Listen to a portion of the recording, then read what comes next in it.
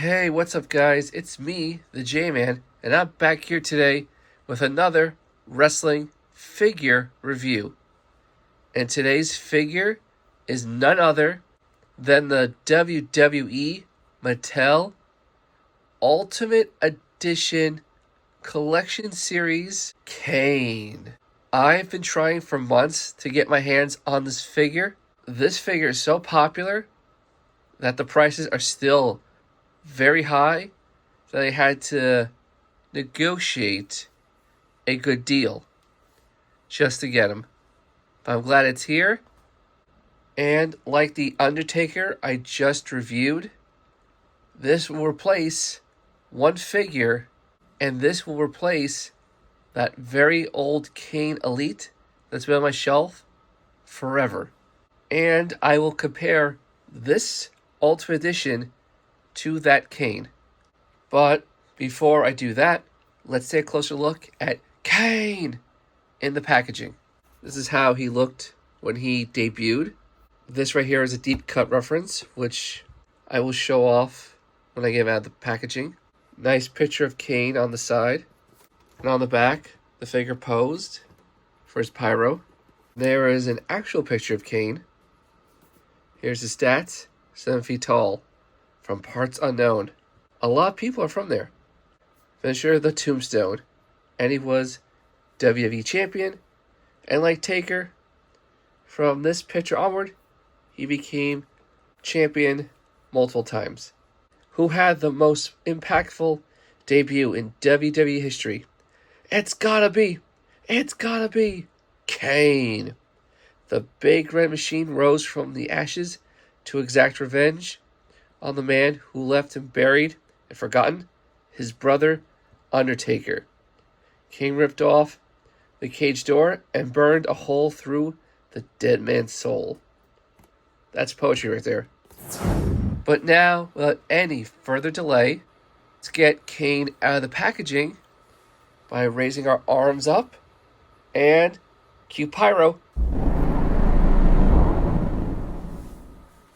And here is the big red machine Kane out of the packaging. Speaking of the packaging, on top it says, "Through hell, fire, and brimstone, it's Kane." And on the bottom it says, "The big red machine." Now, what you didn't see on camera when I took the figure out of the packaging, I noticed a huge problem and a couple of minor problems. Let's start off with the major problem. I could not bend his arm. I could bend it here at this joint, but not here at all. It was frozen solid. Now I can bend it all the way. I still don't like the fact that it's flesh colored underneath here and here. Don't know why Mattel couldn't fix that, but that's another issue for another time. So I had to take my hair dryer, heat this area up for about a minute, and now it's back to normal. Speaking of paint problems, I got a paint issue here, looks like one up here, and what the hell's going on with his arm over here? But I think that's all the problems this Kane has, so let's get back to the positives. Kane comes with a decent amount of accessories. The first one we have here is his voice box, which appears to be the exact same one that came with his Hall of Champions Elite. My favorite version of the WWE Championship, interchangeable heads.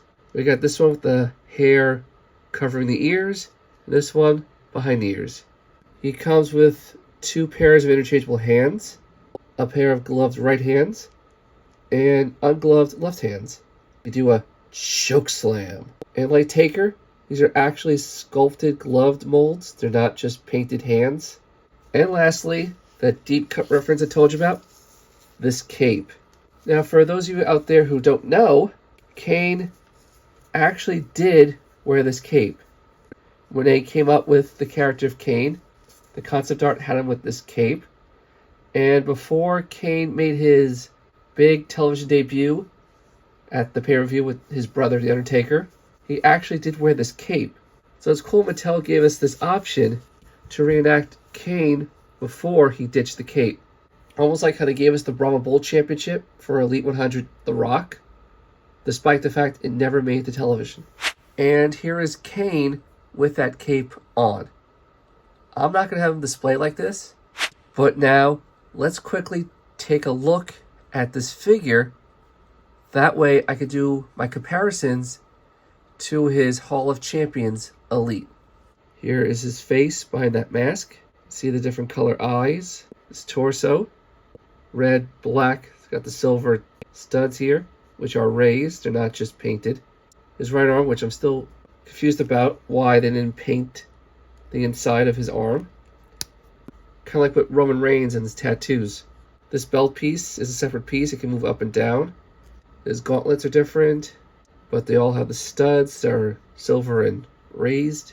This part is not. It's painted on. It's painted pretty well. The black flames. The big black boots. The toe articulation here is a little bit loose. And here's the back of Kane. And yes, he has butterfly joints. Now it's time for a comparison. So here's the new Ultimate Edition Kane next to the Hall of Champions Elite Kane. They do look almost identical, except the boots here are laced. These are not. Not sure which one's more accurate. I hope it's this one. The mask here looks so much bigger than this one. Is it safe to assume that this one is more accurate than this one? Despite this not being double jointed, at least the inside here is painted red. Speaking of double jointed, that's where this one shines. Because as you see, the voice box, you can't put it to his throat due to the lack of butterfly joints and double jointed arms. It's always going to be so far away. But this one can. Wow, what a difference. But that is it for my review and comparison of the Ultimate Edition Kane figure from Mattel. Tell me, what do you guys think? And do you prefer Kane with this cape or without it? Let me know down in the comments below. But until the next review I do, I will see you soon. And to quote Kane when he used that voice box, suck it.